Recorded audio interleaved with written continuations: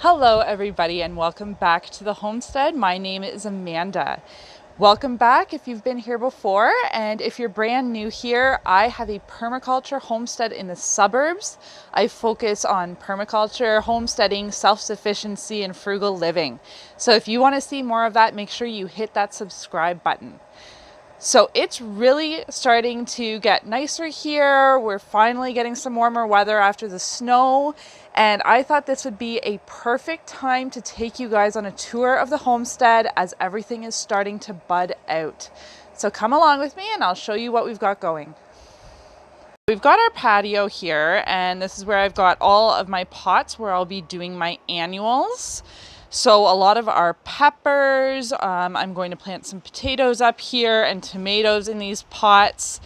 Right in this one, we do our peas. So a lot of our annuals will be going on in the containers up here, as I like to keep our gardens a little bit more for the permanent plants and the perennials. So here, this box I put in last year to increase our garden space.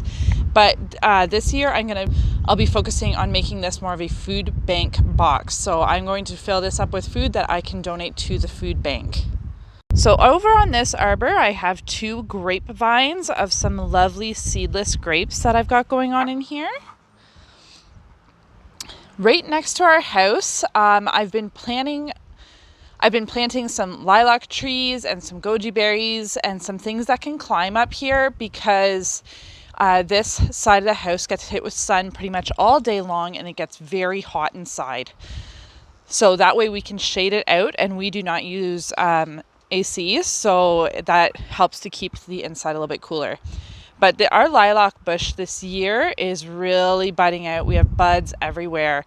So I am really hoping to get some lilac jelly done. But yeah, so I'm excited. This will be a beautiful bush. We've got another one out front as well. So I'm really interested to see how this looks when it finally starts to bloom. Here's our goji berries. So I'd like to get this trellised up better because they're kind of a mess and they're all over the place.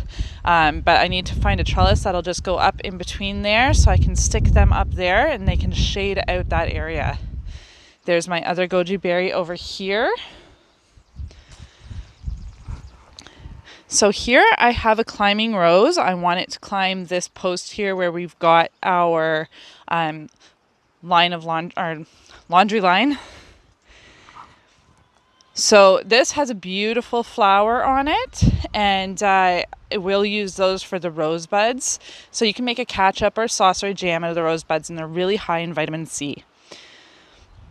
Over here we've got our blueberry patch. So our blueberry bushes are just starting to come out again. So we've got a nice big one there, smaller one here. I'd like to increase that this year and bring out some new blueberry bushes so we can hopefully get some more blueberries. As you can see as I'm walking around, we have 5 rain barrels on our house, so that we normally get quite the drought in the summer. So once all 5 are filled, we can start bringing them around. We feed or give our chickens the water from here. When we had rabbits, we gave the rabbits the water from here, and then we can also water our gardens. So this arbor also has 4 grapevines growing up it. These are Concord grapes, so we use that to make our grape juice. That latter arbor, I will be planting some more grapes, some more of the seedless grapes. So those will just be used for fresh eating. So this garden here that I've got going on here, I'm going to be planting more perennials. So I want to make this more into a perennial food forest than I do want the annuals. So I have on order, we are getting more hascaps and some more bushes and a couple more trees to put in here. And I'm also going to be filling this with some good King Henrys, some more asparagus, and some other perennial vegetables. I pretty much have planted trees wherever I can fit them. So I've got pear trees coming in here. I have a peach tree here. So they're obviously not very noticeable right now because they're just starting to leaf out a little bit. But as the summer progresses, you'll be able to see how it's really filling out this area.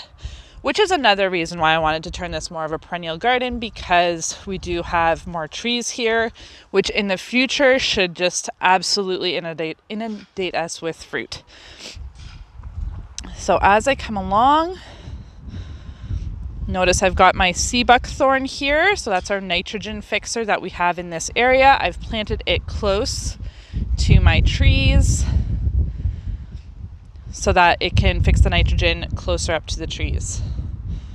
I have planted tulips in this area as well, so they're my root crop. You can eat tulip petals. I actually don't, but you can do that. I have a horseradish just starting to come up there. I am hoping to make some horseradish sauce this summer.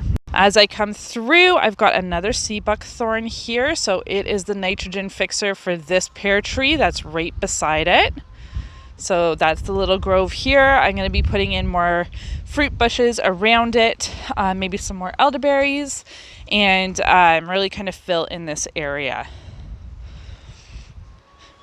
We come over here, I've got another sea buckthorn, which is the nitrogen fixer for this apple tree. So it finally produced an apple last year, so I'm hoping that it does well this summer as well. This area of the yard is my crazy area. So I've got this apple tree. It does amazing, produces lots of fruit, but I've got raspberries everywhere. Last year, we had quite the bumper crop of raspberries. I'm actually still eating through those raspberries in my freezer, which is awesome. So I've planted raspberries. They're all up against the fence here. So it fills in that area and gives us lots of berries. So we'll see what they do this year. I don't expect them to be as prolific as they were last year, but I am looking forward to some more raspberries. So they are there, and they're also way back there, all the way almost to the back of the property. So in this area here, I have some elderberry here that I planted last year. And then I've got some more currant bushes. I also have wild leeks in here, some wild ginger, and some salsify, but they are not quite coming up. You can just see the comfrey that's coming up. So I do have that planted beside most of my trees so that I can cut it down midsummer and add that to the soil. Up front, we've got our hascap bushes. So these are my hascaps. Some of them are actually blossoming right now, which is very cool. I will show you that. I've got one doing that just around the corner. So hopefully we can get some hascaps this year, although the birds do like to steal them. So up this arbor, I have got our hardy kiwi plants. So I've got a male and two females climbing up this arbor. They haven't produced for us yet, but I'm hoping this year maybe we get a fruit or two off of them. So here you can see this hascap. It's got lots of blossoms on it, which is really exciting. So hopefully we get a lot of hascaps from here. Down here I have a jostaberry. So that's like in between a blueberry and a currant, or a gooseberry and a currant. But it's in that family. It unfortunately hasn't produced for us yet. The sawfly larva keeps getting on it, and it destroys this bush, unfortunately. So in this area, this food forest area, I have two small pear trees. So I've got a Colmar pear and I've got a dessert pear. And then I've got two apple trees and two sea buckthorns and some elderberry, currants, and that's kind of what's in this guild here. And over here I've also got the weeping mulberry, which I pretty much just leave for the birds because they like it. So we've got our chickies here. I haven't fed them their treats yet this morning, so they are waiting not so patiently for that. I do have a couple boxes beside the chicken coop. So these didn't do awesome. Yeah, they didn't do great last year, but I'm thinking I'm going to plant some potatoes in both of these, and I think they'll do well in that this year. So that's what I am planning on doing here. Behind my chicken coop, so last year I planted, I don't know if you can see this little tree here. It's a Siberian pea bush. So it's the nitrogen fixer that I have planted back here because I've got 2 plums. So the Siberian pea will produce peas that I can actually give to my chickens. And then I've got these 2 plums here that hopefully will fruit for us this year. I also have our raspberries. So again, more raspberries. We love our raspberries here. And then we've got our compost bins. So that's what's kind of here at the back of our property. So coming over here, we actually have 2 little beds here which have been planted with garlic. So we have lots of garlic coming up, which is nice. And in this guild here, I've got 2 apple trees. And then in the middle is gooseberries. And I've got a sea buckthorn there as well. And then we have tulips for our root crop. So I actually also have an asparagus in there as well. Behind it is the gardens, our annual gardens. These gardens are for the kids. So the kids will plant their annuals there. They typically like to do like tomatoes and kale and carrots and pumpkins and that sort of thing. All right, so back here at this back of the property, we have our wildlife area. So I've got some garlic planted here along with... They're so hard to see this time of year. The Saskatoon berry. So I've got a Saskatoon berry here. We've got some horticulture beds here that have blueberries and hascap berries. And then we've got clover down for nitrogen fixing. But you can see our hascaps here.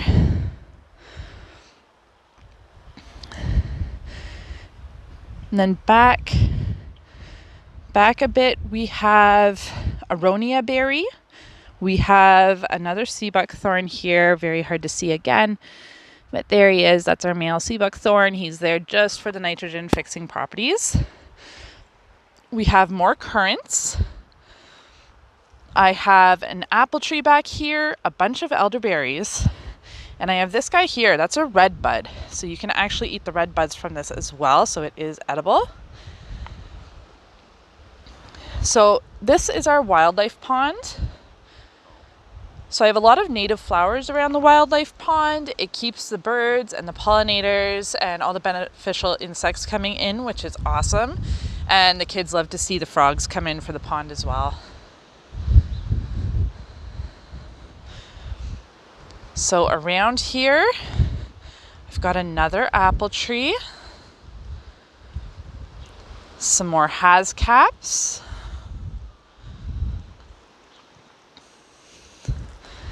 And then I've got, as a ground cover, we have a lot of strawberries. So I kind of just let them go and run her out because I'd like them to kind of carpet this area over here. So right here, I have a gumi. So it is the nitrogen fixer for this area. And this area has a lot of hazelnuts. So these are our Native American hazelnut bushes. I have, I think, 6 in here, and they'll grow to be about 30 feet. So they'll continue to grow up, and they'll cover this area and probably cover out the gumi berry. Behind it is our high bush cranberry plant and some more elderberry. And then we also have another currant down there. So you can see currants and elderberries are quite popular here. They do really well. So I'd like to work with the plants that do really well in this area. In here, I kind of just have nothing going on. So I've ordered a bunch of milkweed. So I'm going to put milkweed in here. Common milkweed, you can eat the leaves and it's very high in vitamin C. But that's not why I'm planting that here. I'm planting that here mainly for the butterflies and for the pollinator effects. So at the beginning of this arbor, we have 2 boxes that I had initially filled with strawberries. Unfortunately, the soil that we got for this was so poor and just so devoid of nutrients, and it hardly held water that most of my strawberry plants died. So I'm going to have to amend the soil and get more strawberry plants in here. So again, for this arbor, I have another rose here. It's a native rose, and it'll climb this arbor and give us some rose hips for jams and that sort of thing.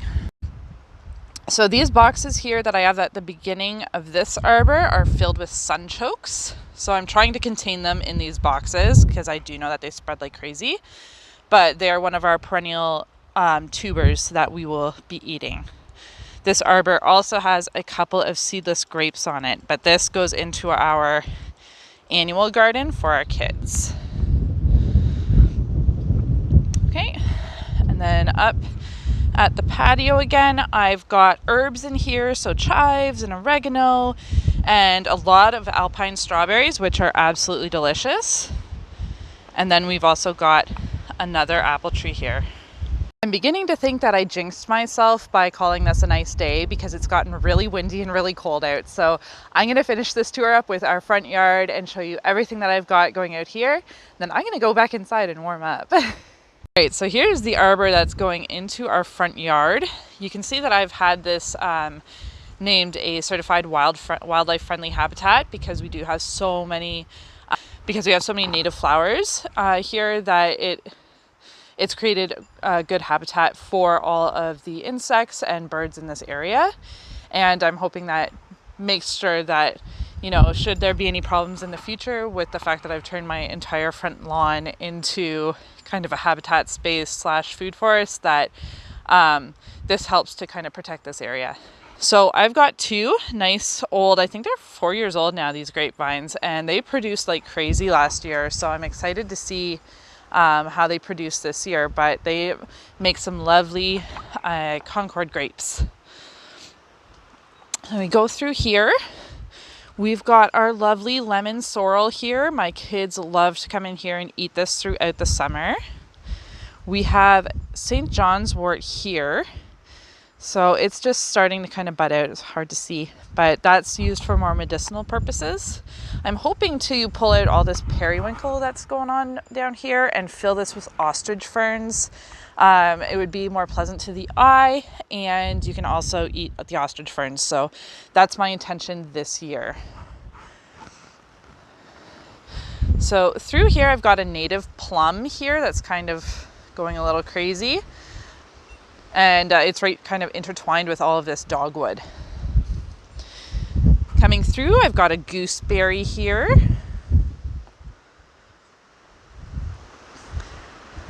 And then in this area, I have two pears right here. And then in between, I've planted last year a bunch of sunchokes. So our front yard struggles with bindweed. So we turned this into a food forest, and immediately the bindweed came up and it strangles out anything small that's on the ground. So it will climb up trees, it will climb up anything. So my hope this year is to kind of shade it out. So that's why I planted all the sunchokes out here. I'm hoping that they kind of take it over, because I don't feel like putting down Roundup. That's not what I'm into. And I just cannot keep up with it when I come out here to pick it up. So I have elderberries, and I actually planted a lot more under the same vein of shading out the bindweed. We have a lot more raspberries over here. Here's that lilac. So again, I'd like to make some lilac jelly this spring because they are full with buds. So that's exciting to me. So we kind of fill out this area with raspberries, but these guys don't really produce much. So I don't know whether we will take these out and hopefully fill it up with something else that produces, but these raspberry bushes don't really do anything. So here is our nice big elderberry that I've been trimming down. It produces a ton, so I'm excited to have that here. And this is the one that I've taken a lot of cuttings off and filled out the space with. We have two cherry trees, which are doing awesome, and they produce a lot. It's just, you got to get in there before the birds do, because they will take all those cherries. Behind here, we have a black raspberry, which it produces a ton as well. So I'm going to get a few more of those and also put in here. Down here, I've got some more lemon sorrel. Here's some more elderberry. Okay, and just at the front here, I've got nannyberry and sweet gale and New Jersey tea. And all of these are native plants that also can be used for teas. So that is the tour of our permaculture homestead for today on this very cranky spring day that kind of just turned around on me. I will do another tour come June so we can see how everything is blossoming and I can explain things a little bit better. So that is it for me for today, and I hope you guys come along and see our next tour of our homestead, and I will see you all next time.